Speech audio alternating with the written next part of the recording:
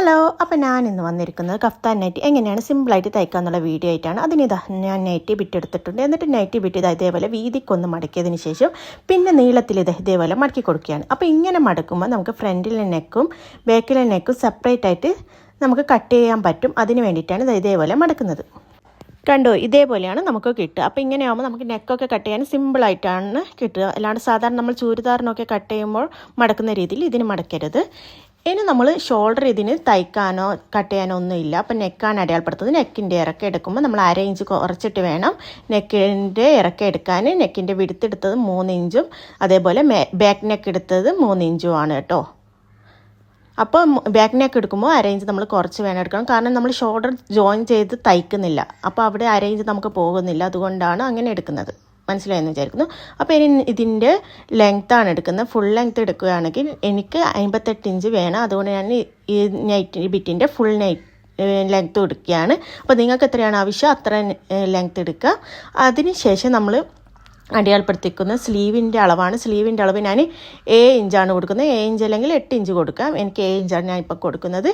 എന്നിട്ട് 7 ഇഞ്ചിൻ്റെ ഇവിടുന്ന് ഇതേപോലെ 4 ഇഞ്ച് ഗ്യാപ്പിൽ വരച്ചു കൊടുക്കുക. അപ്പം അത് 25 ഇറക്കത്തോളം ഞാൻ 4 ഇഞ്ച് വെച്ച് വരച്ചു കൊടുത്തിട്ടുണ്ട്.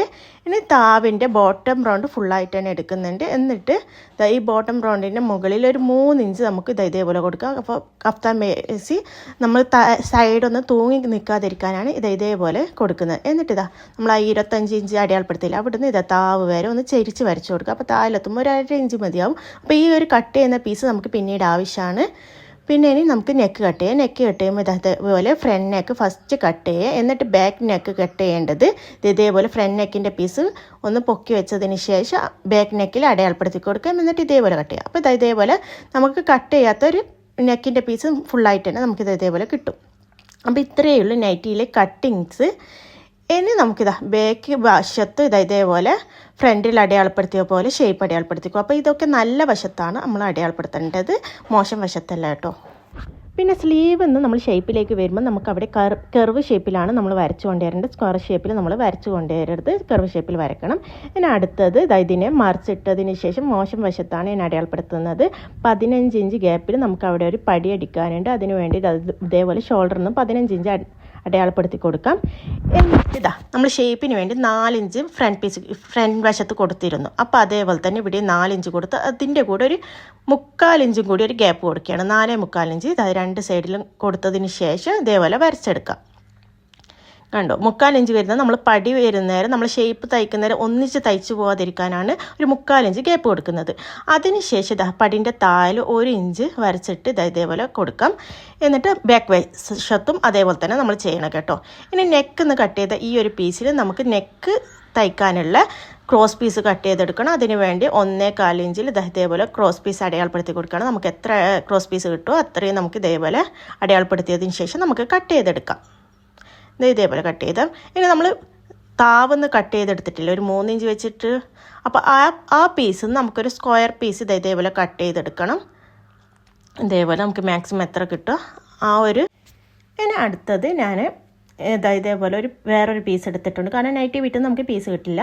അപ്പോൾ അത് ഞാനിതാ 2 സൈഡിൽ 1/2 ഇഞ്ച് വെച്ചിട്ട് ഇതേപോലെ മടക്കി തയ്ച്ച് കൊടുക്കുകയാണ്. അപ്പോൾ ഇതിൻ്റെ വീതി വരുന്നത് 2 ഇഞ്ച്, നീളം വരുന്നത് നമ്മൾ അടയാളപ്പെടുത്തിയ പടിക്ക് വേണ്ടി അടയാളപ്പെടുത്തിയിട്ടില്ല അതിനേക്കാളും 2 ഇഞ്ച് കൂടുതലുമാണ്. എന്നിട്ട് ഇതേപോലെ 1/2 ഇഞ്ച് വെച്ച് തയ്ച്ചതിന് ശേഷം ഇതേപോലെ നമ്മൾ ഈ അടയാളപ്പെടുത്തിയതിൻ്റെ മുകളിൽ വെക്കുമ്പോൾ ഫസ്റ്റ് നമ്മളൊരു 1 ഇഞ്ച് മടക്കിയതിന് ശേഷം തയ്ച്ചിട്ട് നമുക്ക് ലാസ്റ്റ് വരുന്നേരം 1 ഇഞ്ച് മടക്കുക. എന്നിട്ട് 2 സൈഡിൽ നമ്മൾ തയ്പ്പിയൽ കൊടുക്കണം കേട്ടോ. നമ്മൾ ഈ ഒരു ഗ്യാപ്പ് വിടണം. 2 ഭാഗത്തെ ഗ്യാപ്പ് വിട്ടതിന് ശേഷം മുകളിലും താഴെ മാത്രമാണ് സ്റ്റിച്ച് കൊടുക്കേണ്ടത്. എന്നിട്ട് നമ്മൾ ഷേപ്പ് ചെയ്യുന്നേരം ഒരിക്കലും ഈ ഒരു പടിയെ തട്ടാതെ വേണം നമ്മൾ ഷേപ്പ് ചെയ്യാൻ. ഇനി നമ്മൾ നെക്കാണ് തയ്ക്കുന്നത്. നെക്ക് തയ്ക്കാൻ വേണ്ടി ഇതേപോലെ ഞാൻ ക്രോസ് പീസ് എല്ലാം ജോയിൻ എടുത്തിട്ടുണ്ട്. എന്നിട്ട് നെക്കിൻ്റെ ഏതെങ്കിലും വശത്ത് ഇതേപോലെയൊക്കെ വെക്കുമ്പോൾ മുകളിൽ ഒരു 1/4 ഇഞ്ച് മടക്കി വെക്കണം കേട്ടോ ഫസ്റ്റ് വെക്കുന്നത്. എന്നിട്ട് ഇതേപോലെ റൗണ്ടാക്കി വന്നതിന് ശേഷം ലാസ്റ്റ് വരുന്നേരം മുകളിൽ വെച്ച ക്രോസ് പീസിൻ്റെ മുകളിലായിട്ട് വേണം ലാസ്റ്റത്തെ പീസ് വരേണ്ടത്. എന്നിട്ട് ഇതേപോലെ ഞാൻ 1/4 ഇഞ്ച് വെച്ച് തയ്ച്ചിട്ടുണ്ട്. എന്നിട്ട് ഇതേപോലെ ഞാൻ കട്ടിട്ട് കൊടുക്കുകയാണ്. ചുറ്റോട് നമുക്ക് കട്ടെടുക്കാം. അപ്പം നമ്മൾ നെക്ക് ഫ്രണ്ടിലെത്തത് ഒരു വി ഷേപ്പൊക്കെ വന്നിരുന്നു. അതിന് കണക്കായിട്ട് ആ ഒരു കോൺ വരുന്നിടത്ത് ശ്രദ്ധിച്ച് നമ്മൾ കട്ടിട്ട് കൊടുക്കണം കേട്ടോ. അതിനുശേഷം ഇതിനെ നമുക്ക് മടക്കി തയ്ക്കാം. ഇപ്പം നെക്ക് തയ്ച്ചെടുത്തിട്ടുണ്ട്. ഇനി ഷേപ്പ് നമ്മൾ ഇതേപോലെ അടയാളപ്പെടുത്തിയതിലൂടെ നമുക്ക് തയ്ച്ച് വരാം. 2 സൈഡിൽ നമ്മൾ ഷേപ്പ് തയ്ച്ച് വരണം കേട്ടോ. ഇപ്പോൾ ഇതിൻ്റെ രണ്ട് സൈഡും ഞാൻ ഷേപ്പ് തയ്ച്ചെടുത്തിട്ടുണ്ട്. ഇനി ഞാൻ തയ്ക്കുന്നത് ഇതിൻ്റെ താവാണ്. താവ് ഇതേപോലെ 2 മടക്കാക്കിയിട്ട് നമുക്ക് റൗണ്ടായിട്ട് സ്റ്റിച്ച് ചെയ്ത് കൊടുക്കാം. താവ് തയ്ച്ചതിന് ശേഷം നമുക്ക് വേണ്ടത് നമ്മൾ ബാൻഡ് വെച്ചിട്ടില്ലേ, അതിൻ്റെ സെൻറ്റർ നമുക്ക് അടയാളപ്പെടുത്തി കൊടുക്കാം. എന്നിട്ട് അവിടെ ഒരു കട്ട് ഇട്ട് കൊടുക്കുക, ഒരു അരയിഞ്ച് വെച്ചിട്ട്. അപ്പം നമ്മൾ കട്ടിടുമ്പോൾ നമുക്ക് ബാൻഡ് കൊള്ളരുത്, മുകളിൽ വരുന്ന മാക്സി പീസിൽ മാത്രമാണ് നമ്മൾ കട്ടിട്ട് കൊടുക്കേണ്ടത്.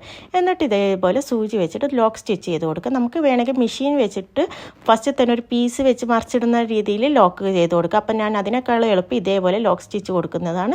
ഇതേപോലെ റൗണ്ടാക്കിയിട്ട് നമുക്ക് ലോക്ക് സ്റ്റിച്ച് ചെയ്ത് കൊടുക്കാം. അതിനുശേഷം ഇതേപോലെ ഞാൻ നാട തയ്ക്കാൻ വേണ്ടിയിട്ട് ഒരു പീസ് എടുത്തിട്ടുണ്ട്.